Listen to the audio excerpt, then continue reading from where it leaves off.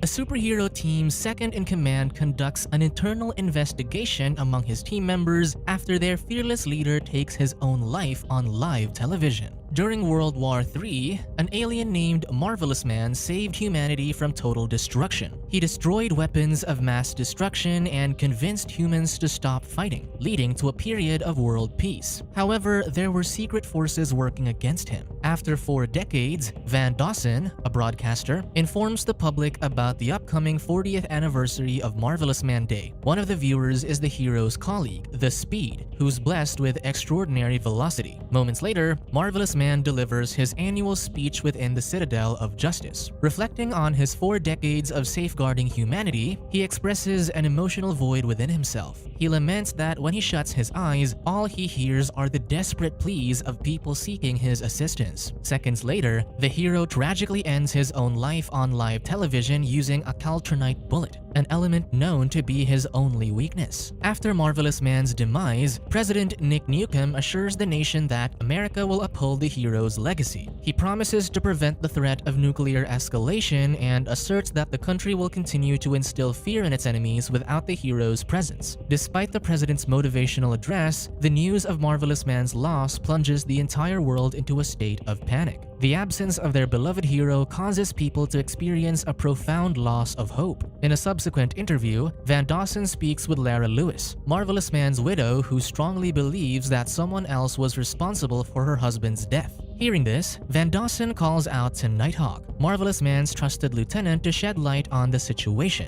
In 1960, Nighthawk fought against the crime kingpin, the Demander. As Nighthawk engaged with a criminal, Marvelous Man suddenly appeared, saving him with his laser eyes to defeat their enemy. This event marked the beginning of their friendship and the formation of the Guardians of Justice. In the wake of his friend's demise, Nighthawk rallies the remaining members of the Guardians. The team includes King Tsunami, the formidable ruler of the oceans, the Speed, renowned for being faster than Marvelous Man, Golden Goddess, a regal figure with extraordinary powers, Awesome Man, who wields the might of 7 gods through a magical word, Blue Scream, a skilled sonic screamer, and Black Bow, an expert marksman. During the meeting, Nighthawk addresses his team, emphasizing the existence of a dangerous power vacuum that threatens to tear the world apart. He stresses the urgency of their mission to prevent its catastrophic consequences. However, Blue Scream questions how they can stop it when their combined powers fall short of matching Marvelous Man's abilities. This statement ignites an argument between him and King Tsunami until Nighthawk scolds them, reminding them of their common goal. He then inspires the group to unite and work as a team. With that, Nighthawk assigns Golden Goddess to neutralize a squadron of cyborg T-Rexes in Syria, while Awesome Man, with the assistance of Hawk drones, will save people trapped in a massive mudslide in Thailand. Then, Nighthawk entrusts the Speed with transporting Blue Scream to Los Angeles. Their task is to extinguish the fires ignited by individuals under the influence of the illicit substance known as Melodevil, which induces a state of mental instability. Just before the Speed sets off on her mission, Nighthawk reminds her to return promptly after safely delivering Blue Scream, because she'll have to transport Black Bow to Peru. However, she expresses her frustration for feeling relegated as a mere delivery person. Nighthawk just reminds her that she is what the team needs. Before Nighthawk can assign King Tsunami to rescue a hijacked submarine in New Zealand, they're interrupted by a call from Addison Walker. The woman runs a global private military company concerned with economic stability, funded by multiple corporations. Addison mentions that Marvelous Man was actively involved in preventing nuclear war. Similar to Laura's belief, she suspects foul play in the hero's demise and directs Nighthawk to investigate within the ranks of the Guardians themselves. Addison asserts that Nighthawk must uncover the truth behind Marvelous Man's death. She threatens that if he doesn't comply, she'll arrest him or one of the Guardians and declare martial law worldwide. Meanwhile, 2 police officers investigate a crime scene in an alleyway, where they discover a collection of lifeless bodies arranged in a macabre formation resembling a smiley face. Later, the chief constable arrives and instructs one of the officers to load the imprisoned women they found into a truck. He intends to present them to a therapist monk named Dr. Ravencroft, who expressed interest in purchasing them. Meanwhile, Mr. Smiles, the one responsible for the bodies in the alleyway, infiltrates the police department located in Carnegie City. With chilling efficiency, he eliminates both the police officers and the commissioner. During Nighthawk's investigation, investigation, he obtains the caltronite bullet used in the incident. The unique element, caltronite, originates from Marvelous Man's home planet, Caltron. The bullet itself was manufactured by Lockwood Industries, a company owned by Logan Lockwood whose disdain for Marvelous Man is public knowledge. He admits to creating the bullet, but he never anticipated that the hero would use it on himself. 10 years prior, Lockwood invested a substantial amount of money in synthesizing a caltronite meteor into a single bullet, which he ominously dubbed God Killer. Despite its name, he insists that the bullet was made strictly as a contingency plan. To interrogate Logan, Nighthawk fearlessly infiltrates Lockwood Tower, swiftly incapacitating the henchman in his path.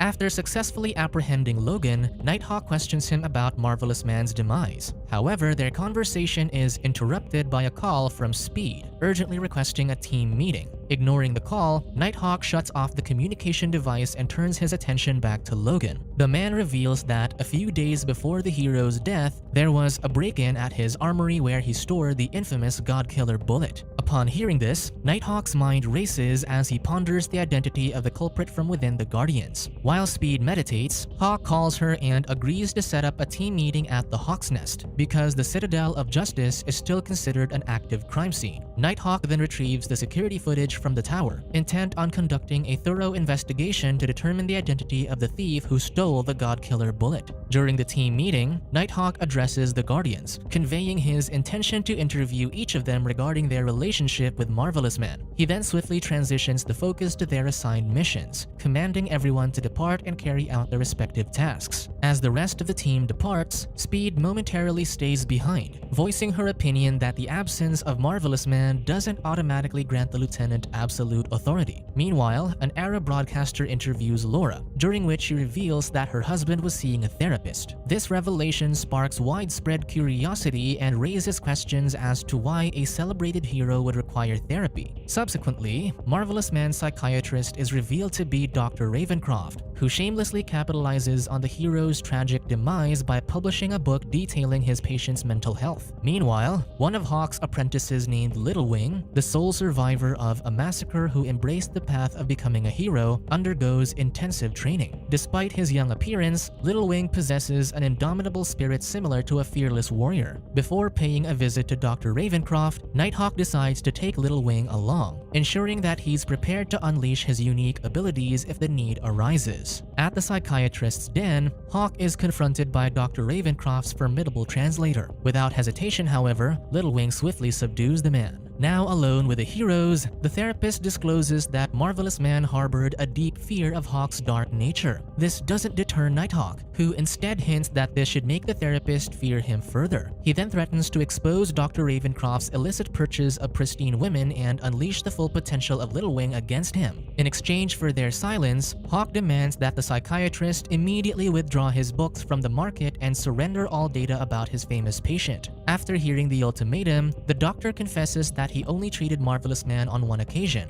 During that session, the hero passionately ranted about the illicit substance known as Mellow Devil. Dr. Ravencroft reveals that he didn't write the book but was paid by Logan to pretend to be its author. Logan's motive was to make people believe that the hero took his own life due to overwhelming public adoration. With their deal set, the therapist soon pulls the books from circulation. However, Mr. Smiles ends Dr. Ravencroft's life right after. Unsatisfied with his investigation, Nighthawk seeks the assistance of his former protege Red Talon, who currently works for the president. However, to his disappointment, Red Talon declines the request. Facing a lack of support, the hero reminisces about the actions he took following his colleague's death. He recalls 3 crucial steps he made: locking down the Citadel of Justice, safeguarding Marvelous Man's body in the Hawk's Nest, and securing the Cortex, a vital resource that he believes holds the key to unraveling the truth behind his colleague's demise. Taking matters into his own hands, Nighthawk activates the Cortex and uploads the valuable schematics and footage from Lockwood Tower. He instructs the supercomputer to identify the individual possessing the necessary skills and powers to bypass Lockwood's security measures. Shortly after, Cortex highlights the notorious bank robber known as Motion Blur, renowned for his incredible maximum speed of 4,000 kilometers per hour. Recognizing the similarities between Motion Blur and the Speed's abilities, Hawk swiftly contacts the latter, whom he considers his second suspect, and assigns her to track down the bank robber. Meanwhile, in the aftermath of Marvelous Man's demise, the menacing Anubis group, under the command of the ruthless Anubis Queen, re-emerges as a significant threat to global security. In response to their threats, President Newcomb issues a televised address, asserting that the United States possesses the necessary capabilities to effectively handle the situation.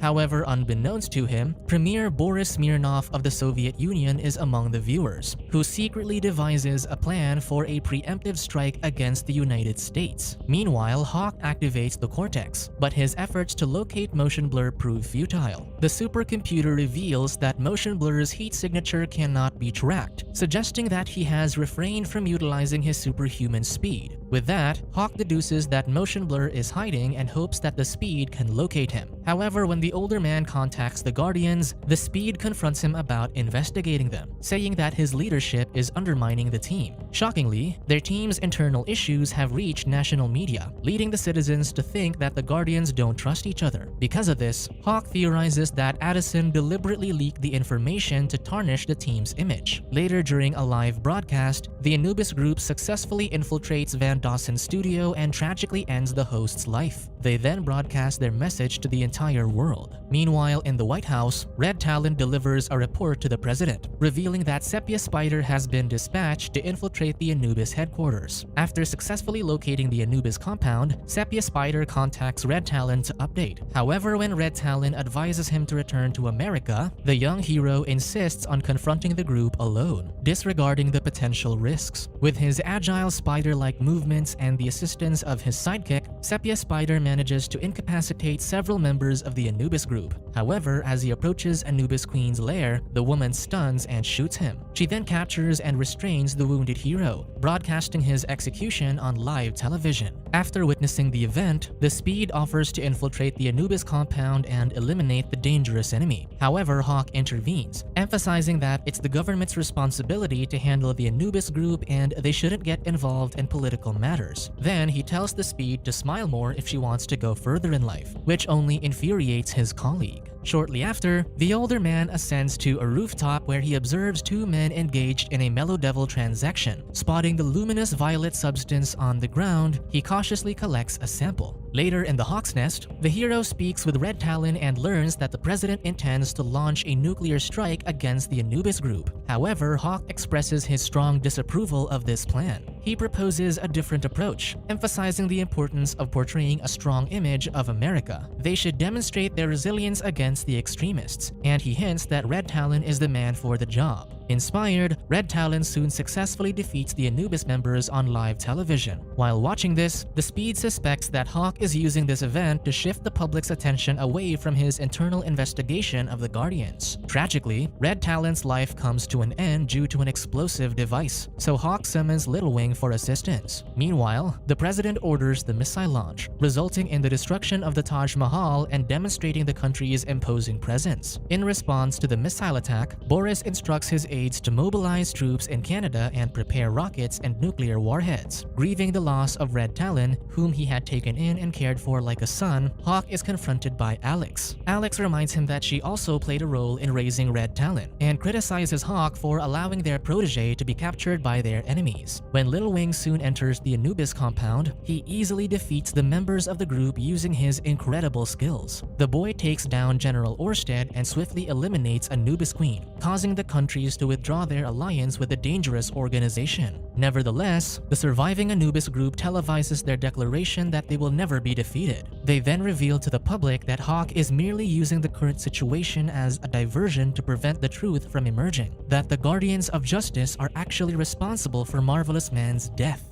Subscribe to watch more videos like this, turn on notifications and leave a like to help the channel out. Thank you for watching.